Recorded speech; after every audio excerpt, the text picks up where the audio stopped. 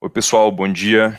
Enquanto eu vou dando a saudação aqui, deixa eu só pedir para a Ana confirmar pelo chat aqui mesmo para mim se minha imagem está aparecendo.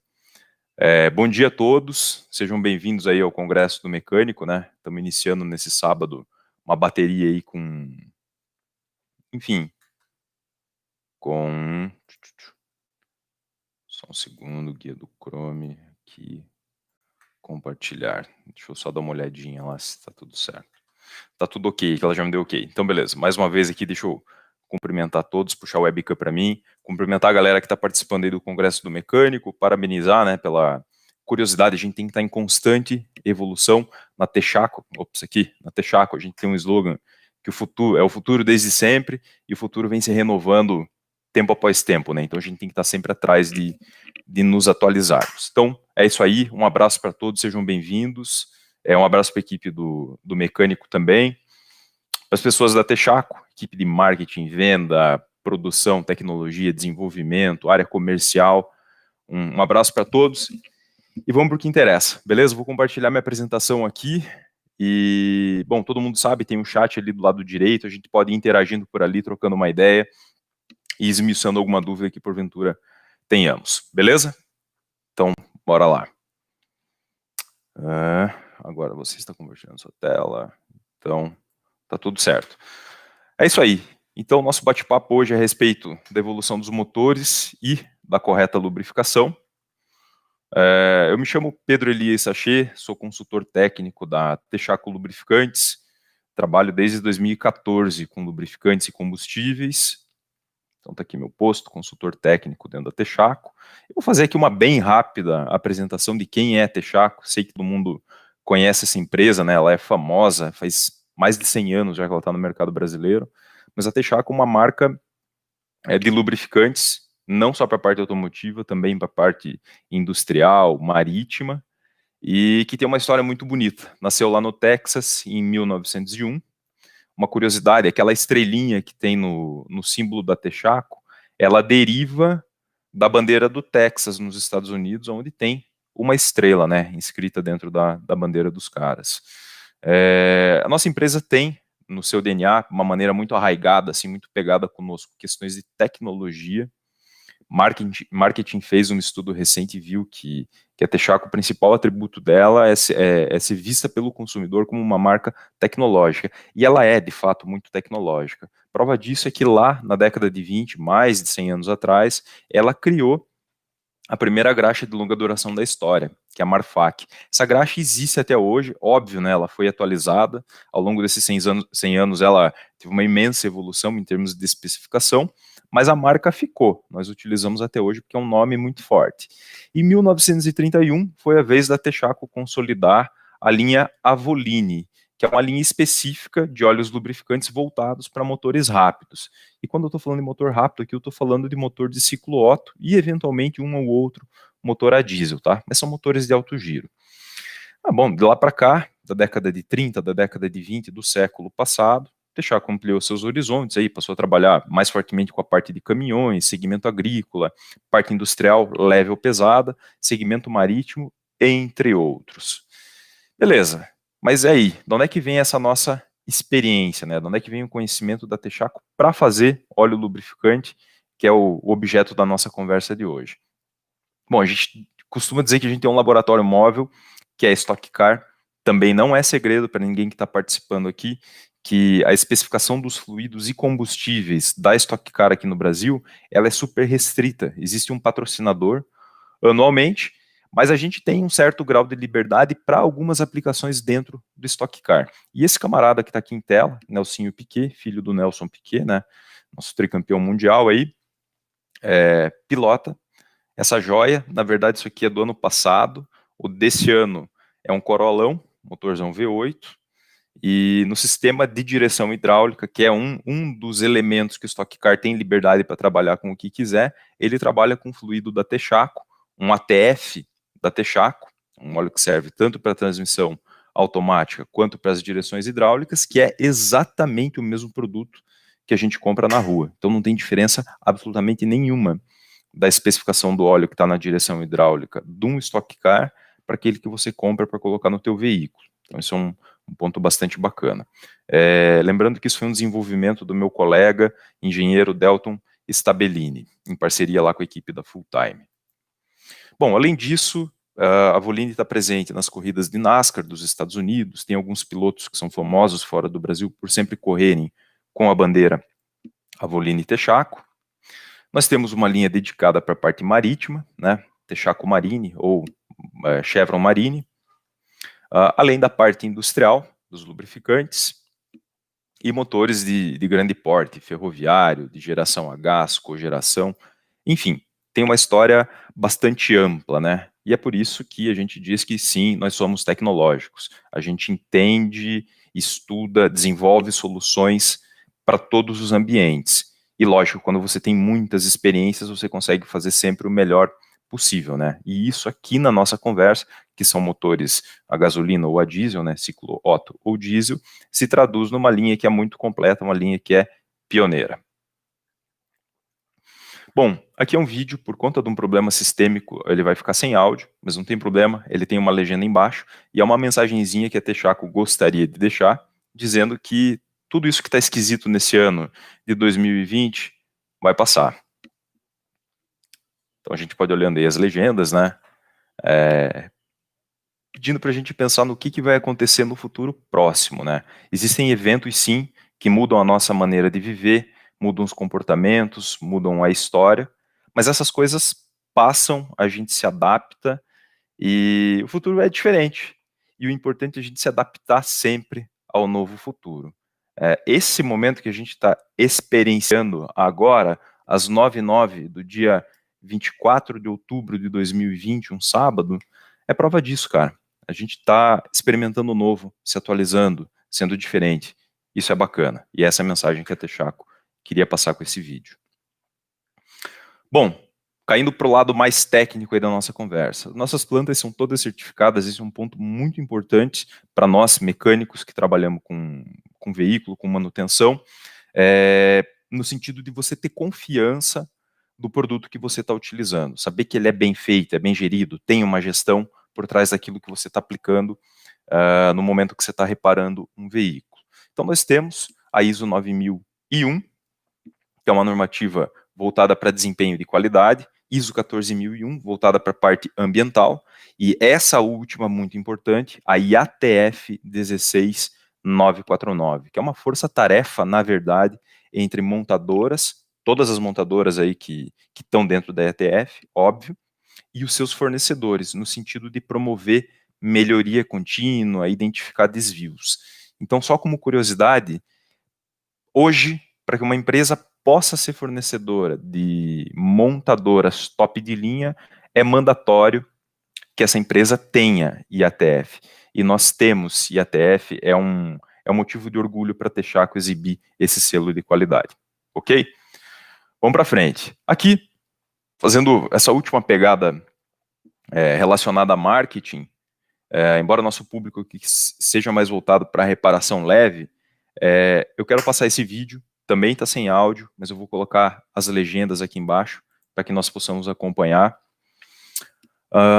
Aonde a Texaco, agora, nesse ano de 2020, há um mês e meio atrás, nós fizemos o lançamento de um produto chamado Delo SDE 400, dotado com a tecnologia ISOSIM Advanced, e esse é um óleo desenhado para motores a diesel que chega em 90 mil quilômetros de intervalo de troca. A gente tem tanta confiança no produto que nós estampamos isso no nosso rótulo.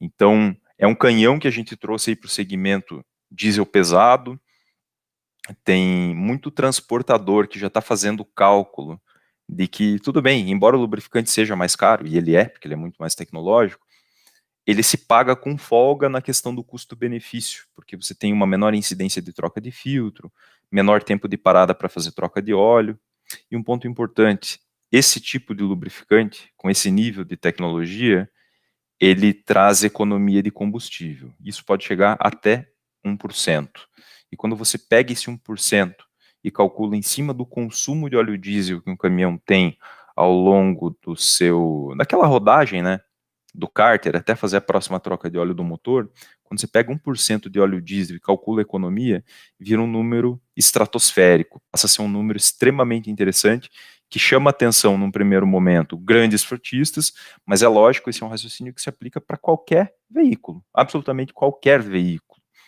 E isso não fica restrito lá para o universo do diesel. A gente também trouxe aí para a linha leve, eu vou falar um pouco mais adiante, o Avoline API-SP, que é o nível mais alto hoje dentro da escala API, também é um óleo lubrificante para motores, né, só que dessa vez de motores leves, que também traz economia de combustível. E, meu amigo, quando você passa a fazer o cálculo do benefício que você consegue utilizando um lubrificante mais tecnológico e a economia de combustível que ele gera, essa é uma conta extremamente favorável.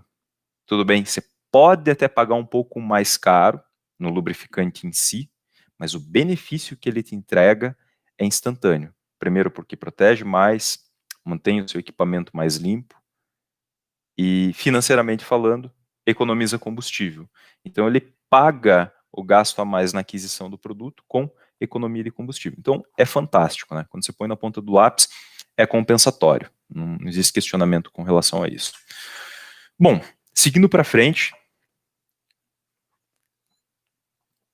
dando uma olhadinha nesse camarada aqui, o senhor Otto, né? Camarada que desenvolveu o automóvel da maneira que nós conhecemos hoje. O automóvel vem numa evolução, nós sabemos, desde 600 a.C., chegando a 1800 depois de Cristo, embarcando um motor, né? Um motor a vapor, até o Nicolas Otto, que a gente está olhando ali do lado esquerdo, agora só os olhinhos dele, em 1877, desenvolvendo o motor a combustão interna como nós conhecemos hoje. Aqui eu botei uma foto do Ford Model T, que foi o primeiro modelo assim em escala que foi vendido com motor de ciclo Otto. Antes era mais experiência, a partir aqui do Model T a gente tem comércio pegando para valer. Bom, princípio de funcionamento. Não tem muito segredo, né? A gente tem virabrequim, biela, pistão, aqui na foto ao lado também, mesmo conjunto, e aqui dentro rolando o ciclo de combustão. E isso aqui não mudou, basicamente, de 1877 até 2020, lá se vão 150 anos, esse negócio não mudou. A gente continua fazendo exatamente a mesma coisa, nos apoiando na liberação de energia térmica que acontece quando você queima o combustível. Então, todo veículo de ciclo Otto ou ciclo diesel funciona baseado em oxigênio que está no ar aí que a gente está respirando, né? Ele é mais ou menos 22, 23% do ar que a gente respira é composto de oxigênio, O2, e ele vai lá para dentro da câmara de combustão. Aí ele encontra com a gasolina, com o álcool, com óleo diesel, com o GNV, seja lá o combustível que for, e ele vai iniciar uma reação em cadeia quando a vela de ignição fornece uma centelha. E essa reação em cadeia promove a liberação da energia que está guardada quimicamente dentro do combustível, e essa energia sofre uma transformação, né? Ela é uma energia só potencial que se transforma em energia térmica, e a gente sabe que, termicamente falando, tudo aquilo que a gente esquenta expande. E acontece uma expansão dentro da câmara de combustão por conta da queima do combustível. E essa expansão empurra o pistão a todo momento para baixo. Enfim, é isso que acontece, isso não mudou. Há 150 anos é exatamente a mesma coisa. Porém, o que muda nos dias de hoje é a busca pela eficiência. Todas as montadoras, sem exceção, estão buscando eficiência. Seja porque o mercado demanda, ou seja porque os órgãos de fiscalização e homologação obrigam.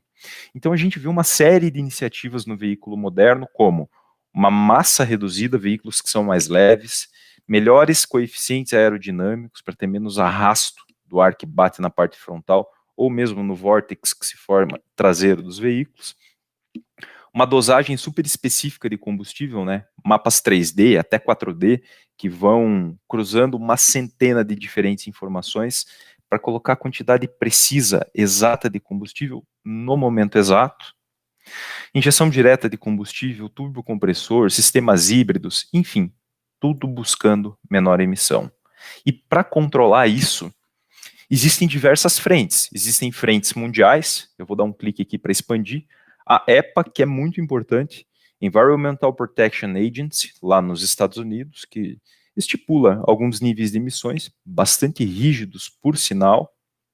Nós temos do lado europeu a Euro, mais famosa aí nos motores a diesel, né? Aqui no Brasil hoje todo mundo rodando com Euro 5, utilizando ou Arla ou sistema EGR, mas não se preocupem, logo a gente vai chegar no Euro 6, e aí tem que conjugar esses dois sistemas, tanto Arla quanto EGR, é uma realidade iminente, mas a gente também tem as nossas iniciativas aqui no Brasil, como o Proconv, Programa de Controle de Emissão de Poluentes por Veículos. Ele é gerido pelo IBAMA, né, Instituto Brasileiro do Meio Ambiente, e dele derivou um outro programa que eu considero aí mais importante, mais objetivo, que é o Compete. É um selinho que desde 2016 é estampado no para-brisa de todos os veículos 0 km, que são produzidos aqui no Brasil, aonde ele mostra para nós qual é o consumo que esses veículos têm com etanol ou com gasolina em regime urbano, né, dentro da cidade, ou de estrada, de pista. Além disso, eles trazem esse último indicador aqui, que é o CO2 fóssil não renovável. Ou seja, poderíamos colocar aqui como combustível não totalmente queimado dentro da câmara de combustão e que acaba indo para o ambiente externo. E esses caras controlam isso em grama por quilômetro rodado. E esse último quesito é que tem hoje em dia arrochado as montadoras no sentido de produzir veículos mais eficientes. Então, se o cara quer vender, ele necessariamente tem que ter um selo que esteja lá estampando A ou B, alguma coisa nesse sentido. Porque, se não, se ele estiver estampando um D ou um E, ele começa a ser mal visto pelo mercado, né? Então, lógico, existe um tremendo esforço das montadoras de exibir bons níveis aqui de emissões. E é legal de ver que o Brasil está inserido nesse contexto, gostemos ou não, essa é uma necessidade até de saúde, né? A gente precisa que os veículos poluam pouco, porque tem muito veículo rodando por aí. Enfim, vamos agora olhar em retrospecto, dar uma olhadinha para trás como é que era essa questão de produção de força, né, pelo motor e de emissões. Tem essa joia aqui, Chevroletzão Opala, lá da década de 70, o que ele usava para alimentar? Tudo embarcado num sistema só chamado carburador raiz. Esse cara aqui trabalhava com fator lambda, que nem era calculado naquela época, né? Minto, era calculado, mas não era monitorado on time, como é nos carros desde a década de 90. Esse cara trabalhava com lambda na faixa aí de 0,6 até 0,95. Ou seja, botando no português claro, uma mistura extremamente gorda.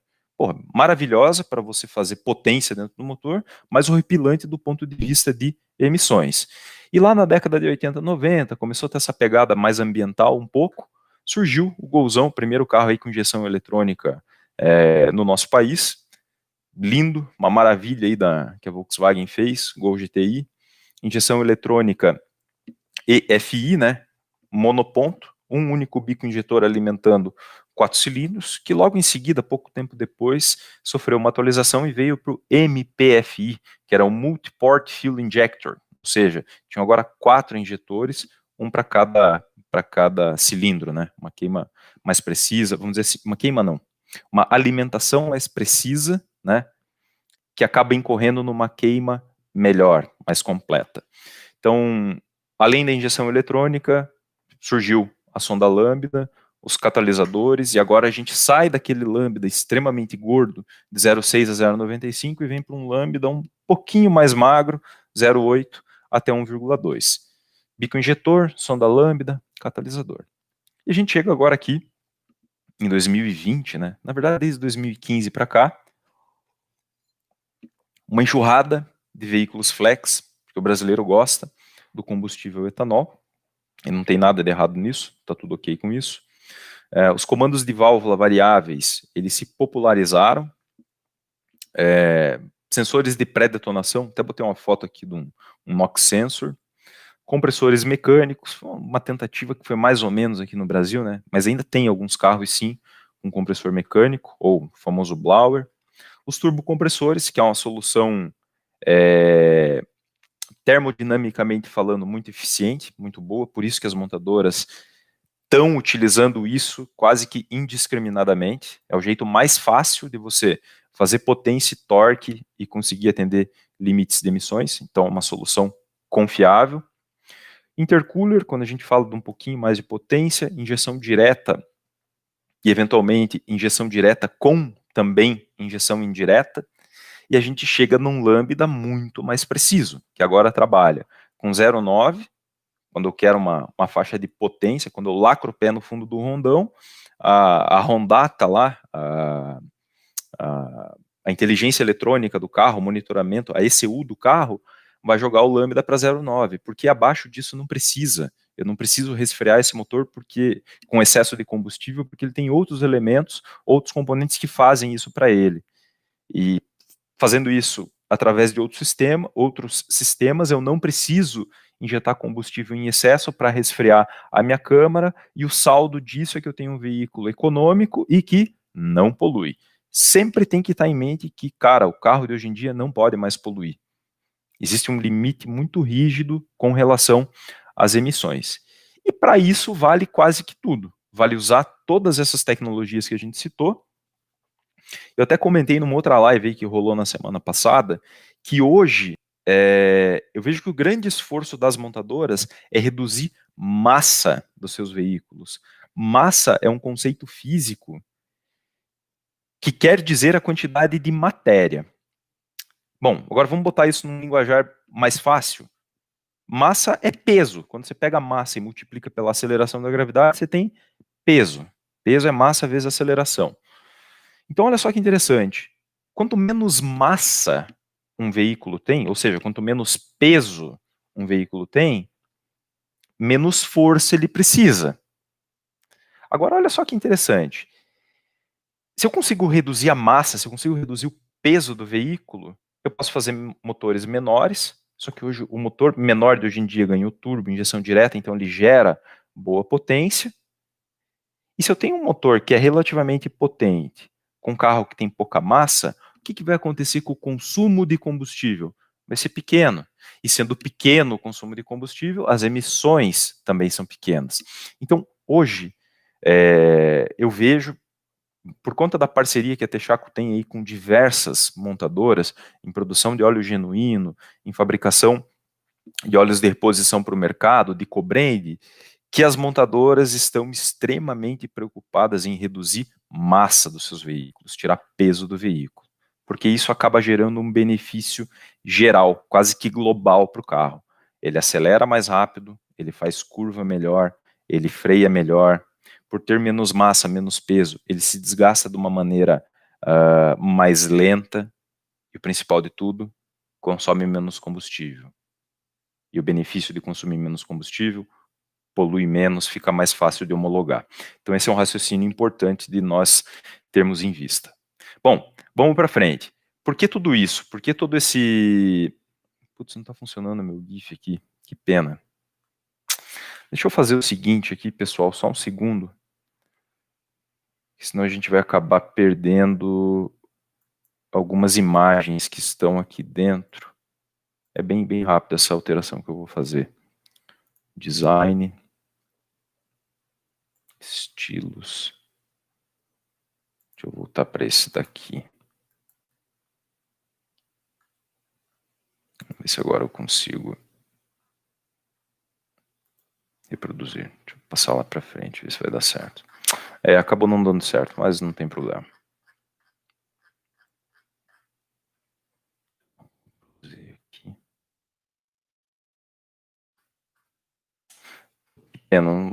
Isso aqui tinha um GIF, uma animação por trás disso. Deixa eu tentar só mais uma vez aqui. Vamos ver se eu consigo acertar. Ctrl Z. Mais uma vez. Deixa eu fazer uma última conferência aqui.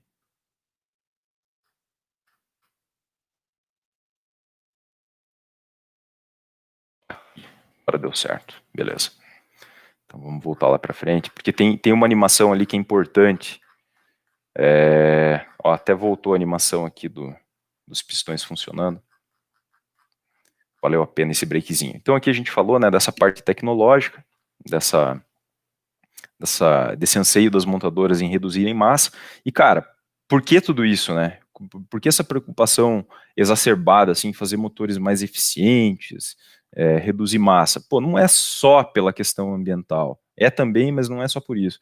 É por questão de aumentar a confiabilidade dos veículos. Aqui a gente tem exemplos extremos, né? Quando as coisas vão mal, quando tem excesso de combustível, e hoje em dia trabalhando com turbo, lógico, o veículo é muito mais suscetível a ter um desprendimento aí de cabeçote. Lógico que é superdimensionado, muito bem amarrado todos os componentes mecânicos, mas quando a gente extrapola os níveis de potência, é isso aqui que acontece quando você tem uma falha no teu processo de injeção. Você tem um excesso de combustível ou uma carência de combustível que acabou superaquecendo o motor e enfraquecendo a liga dos metais que compõe. Enfim, e quando tudo vai bem, tá tudo bonitinho, né? Show. Beleza, vamos para frente. Esse slide aqui, o que os olhos não veem? Cara, aqui tem uma parte bem interessante. Tem muita coisa que os nossos olhos no dia a dia acabam não enxergando, mas que acontecem sim dentro de um veículo. Aqui nesse dragster a gente pode ver a bolha se deformando, pode ver a sequência de ignição aqui do V8, pneu se deformando. Putz, é um show essa imagem. E trazendo para o contexto do lubrificante, tem coisas que a gente muitas vezes não vê, ou que o cidadão comum lá, o cara que é completamente leigo de mecânica, acaba não percebendo. Brunimento, que é a casinha do lubrificante, um mau brunimento e um bom brunimento, ampliado em microscópio.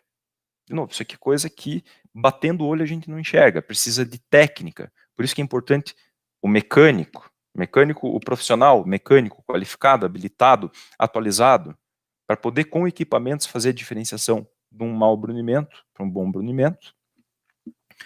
Muito importante, eu peguei esse slide aqui propositalmente, tem o selinho aqui da revista do mecânico, correia embebida em óleo no Ford 3 cilindros, desmontagem. Pô, a revista do mecânico colocou no YouTube todo um passo a passo a respeito da desmontagem e substituição dessas correias. E essa correia, como a gente sabe, ela é embebida em óleo. Essa correia, que é feita de um elastômero, tem contato total e integral com o óleo de motor. Essa aqui, que faz a parte de comando, nem tanto, mas lá embaixo, dá para ver aqui, ó, bem embaixo da letra D ali, tem uma outra correiazinha que toca a bomba de óleo. Cara, essa aqui é inteiramente embebida dentro do óleo do motor. E a gente sabe, historicamente, que óleo de motor e borracha são duas coisas que não combinam muito. E não combinam muito porque uma desmancha a outra. O óleo, na verdade, desmancha a borracha, porque a borracha é feita de óleo. Só que, olha só que loucura. Hoje em dia, a Ford tem, dentro da 948B, um teste específico de compatibilidade do óleo com a correia. Mas isso só é garantido para os óleos lubrificantes que atendem a Ford 948B. Os outros não, os outros desmancham esse tipo de correia. Então, olha o nível de cuidado que a gente tem que ter. Se eu aplicar qualquer óleo, um óleo de qualquer marca, sem homologação, dentro de um motor Ford, cara, eu posso estar arrebentando com uma correia dessa, ou afrouxando ela. Bom, vamos lá, dando uma olhada mais para a parte técnica agora dos lubrificantes. SAE e API, todo mundo aí conhece já, de trás para frente. A primeira que é a SAE, Society of Automotive Engineers. Esses caras cuidam dos padrões de viscosidade dos óleos de motor. E o API, Instituto Americano do Petróleo, dos níveis de performance, níveis de desempenho que os óleos de motor atingem. Vamos dar uma olhada na escala que fica um pouco mais claro. Viscosidade é uma característica extremamente importante do óleo. Viscosidade tem total relação com desgaste ou não desgaste do motor, tem total relação com fluxo de óleo dentro do motor, tem total relação com pressão de óleo dentro do motor. Mas viscosidade, por si só, não tem relação com compatibilidade com correia, como a gente acabou de falar da Ford. Viscosidade por si só não tem compatibilidade com catalisador. E a gente sabe que todo motor queima, sim, um pouquinho de óleo. E por que todo motor queima um pouquinho de óleo? Porque todo motor tem brunimento. E no brunimento fica guardado um pouquinho de óleo lubrificante lá dentro daquela ranhura. Quando acontece a combustão dentro do motor, esse pouquinho de óleo que estava lá no brunimento é queimado e vai para o sistema de escapamento. Então, sim, todo óleo, todo motor queima um pouquinho de óleo. Só que olha só, como eu estava falando, a viscosidade por si só ela não trata dessas questões de compatibilidade e nem mesmo da taxa ou nível de aditivação do óleo. Viscosidade é uma característica física. Essa aditivação, que é o nível API, são as características químicas do óleo. A gente pode enxergar mais ou menos dessa maneira. E os níveis API, eles vêm evoluindo. Há mais ou menos cada 10, 15 anos, eles sofrem uma atualização. Começou lá na década de 30 com o tipo A, depois veio por tipo B, depois C, D, E, F, G, J, L, M, N, N+, e P. P de Pedro, que é o mais alto de todos hoje, no mercado brasileiro e mundial. Por curiosidade, esse nível P foi lançado em maio desse ano mundialmente. E aqui no Brasil, quem foi a primeira empresa que trouxe foi essa daqui, ó, Texaco. Primeirinha, nós lançamos por primeiro o Avoline API-SP, especialmente desenhado, essa formulação aqui, é especialmente desenhada para motores turbinados, motores de injeção direta, motores híbridos, motores com sistema start-stop. E o ponto interessante é que ele não é exclusivo só para essa gama de veículos, ele é retrocompatível. Então, um óleo de API SP, que é o caso do nosso Avoline, ele pode ser utilizado para toda a gama anterior, desde que respeitada a viscosidade. Então, isso é muito importante deixar claro. Essas duas coisas andam juntas. Viscosidade do óleo e nível de desempenho.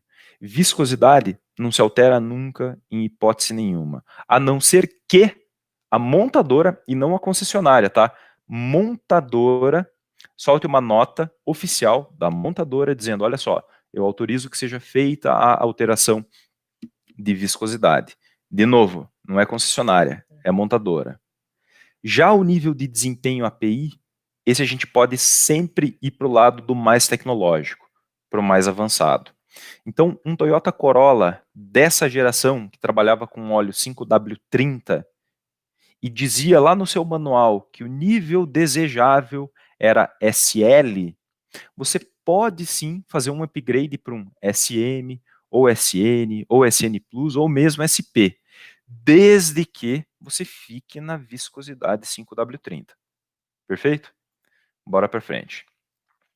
Existem inúmeros institutos que fazem diferentes testes relacionados aos óleos lubrificantes. São tantos que a gente acaba se confundindo, mas tem dois que são principais. A SAI, que a gente acabou falando, com relação à viscosidade do óleo, e o API, que é o nível de performance que a gente acabou de olhar naquela tabelinha. Existem outros? Sim, tem aí o SAC, que é uma junção aí de montadoras americanas com montadoras japonesas, institutos americanos com institutos japoneses, e esses caras são muito preocupados com economia de combustível e compatibilidade com o etanol, seja de cana de milho ou de beterraba.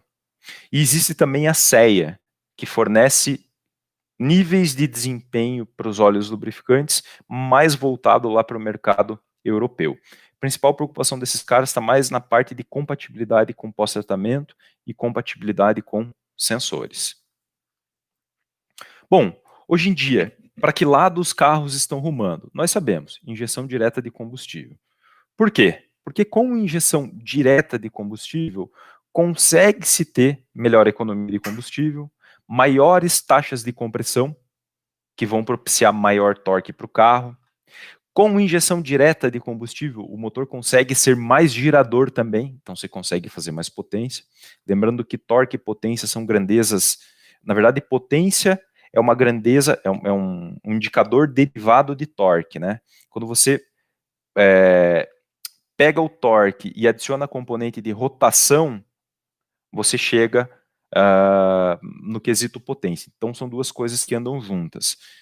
Maior taxa de compressão, via de regra, produz maior torque, e se eu consigo trabalhar com alta taxa de compressão em alta rotação, então eu gero ainda mais potência. Os motores de hoje, motores de default de fábrica, estão saindo aí com 0,6, 0,8 de pressão de turbo, são pressões boas, né? Existem modelos que tem aquela rampa de booster, dependendo da faixa de rotação e da tua posição de pé no acelerador, podendo chegar até 1.2 bar de pressão, original de fábrica, tá? Não estou falando de carro mexido, estou falando de carro que sai da montadora, Honda. Só que eles não são só a vantagem, né?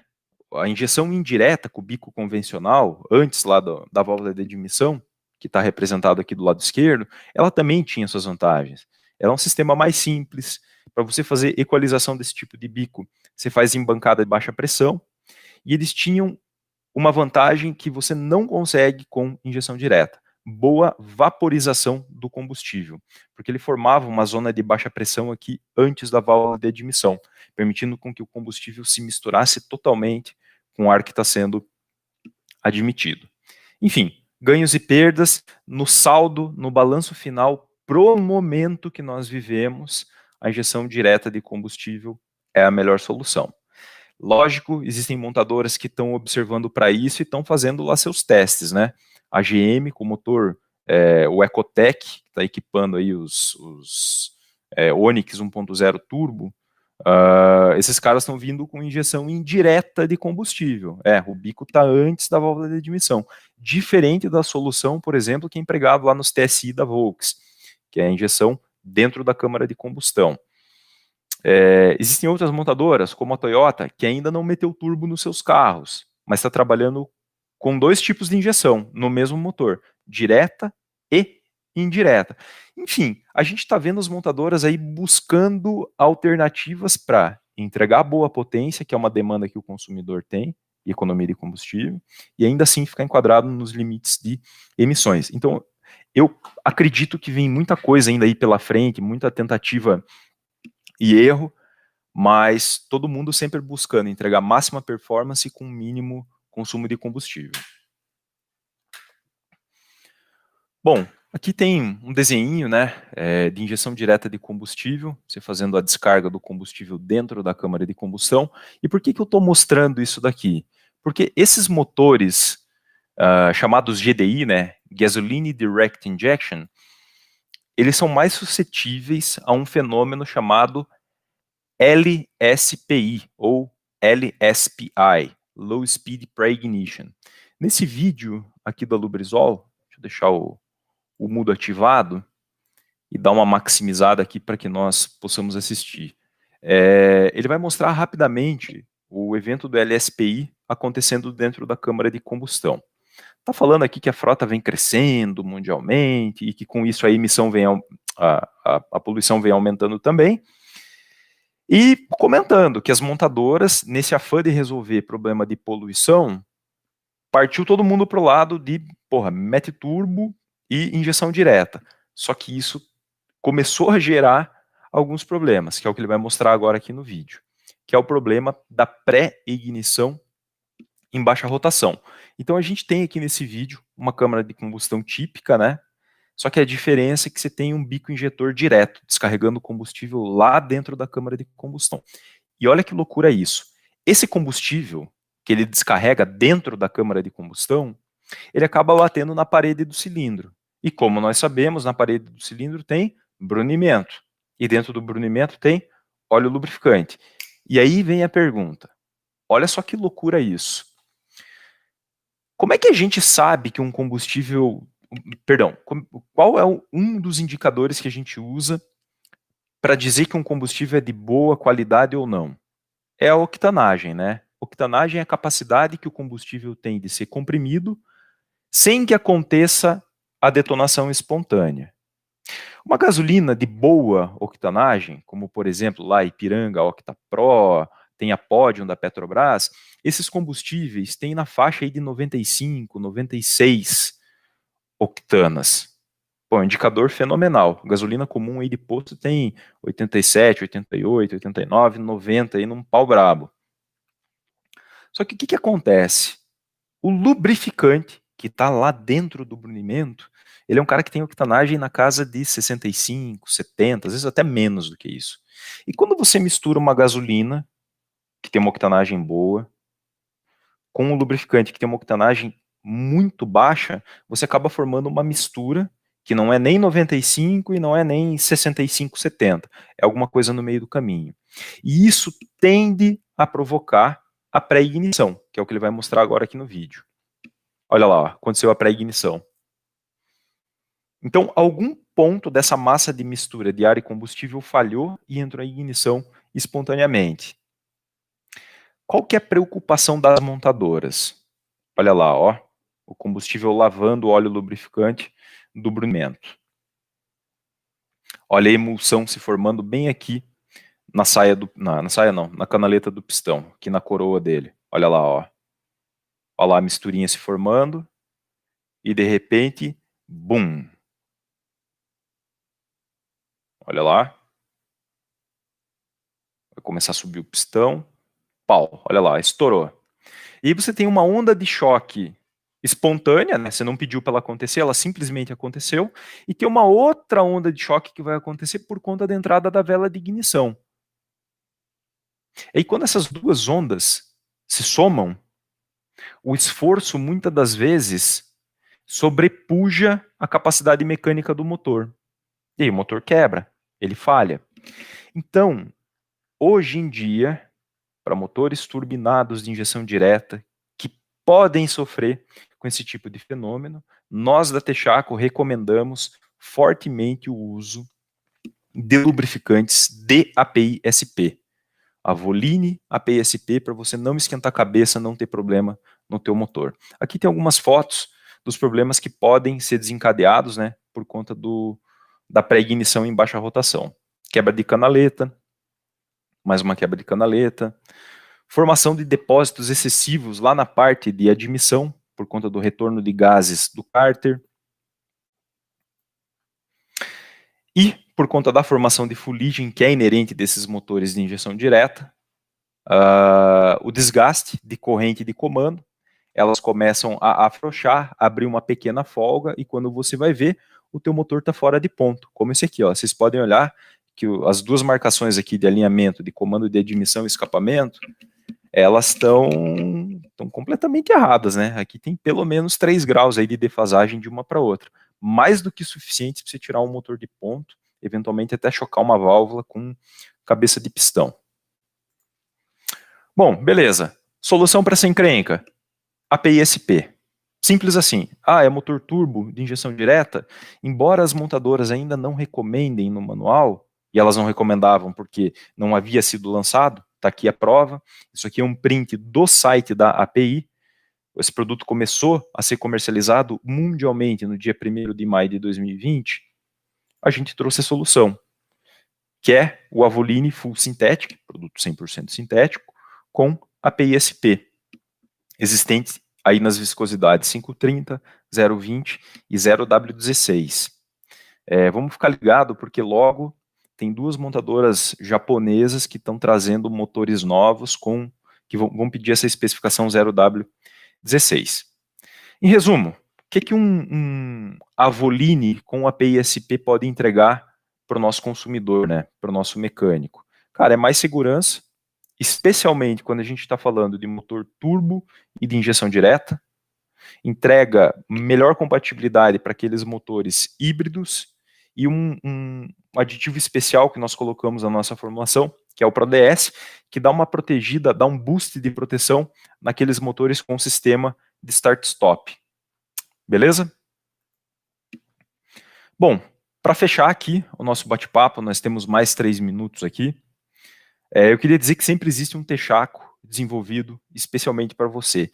Desde lá de trás, olha essa foto aqui, essa foto é de um posto de abastecimento nos Estados Unidos, no estado do Texas, em 1830. E hoje em dia a gente tem solução. Eu queria mostrar algumas das soluções. Primeira delas, para a linha Ford. E galera, fiquem ligados que daqui a pouquinho a Texaco vai fazer um comunicado de uma novidade aí. Galera que tem Ford, fica de olho. Vamos lá. Olha que curioso. Seja para o Ford Ka, seja para o Ford Mustang.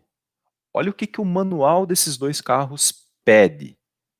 Eles pedem assim, óleo de motor, M2C 948B, que é aquele teste específico de compatibilidade com correia banhada a óleo, na viscosidade 5W20.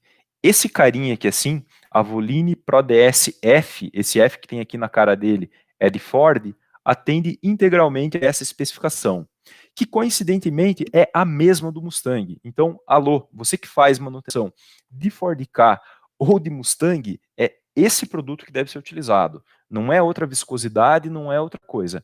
É isso daqui. Esse é o homologado pela Ford. Vamos para frente. Outro produto, vamos cair para dentro da linha da Chevrolet. 1.4 Ecotec Turbão, que equipa aí os Chevrolet Cruze. Olha só o que eles pedem. Óleo 5W30 com atendimento de Dexus 1. Nossa Avoline API SP atende Dexus 1. Tá aqui, tá no rótulo desse cara. Esse carro aqui é um carro turbo com injeção direta de combustível. Então tá aqui, ó, nós temos uma solução específica para o Chevrolet Cruze. Não só para ele, né? Para vários outros veículos aí da Chevrolet. Honda, o que o manual pede? Óleo 0W20 com API SM ou superior. Lembremos-nos, a API SP é retrocompatível, ele serve para tudo que vem antes. Então, posso pegar meu Hondão Civic, motor 1.5 turbo, e usar um Avoline 0W20 com API SP? Sim, pode. Na verdade, deve. Você está entregando um benefício para o motor do teu Honda. Vamos para frente. Linha Volkswagen. Os Volkswagen de serviço Flex. O que tem que utilizar? Volkswagen 508. Muita atenção com isso, hein? Volkswagen 508.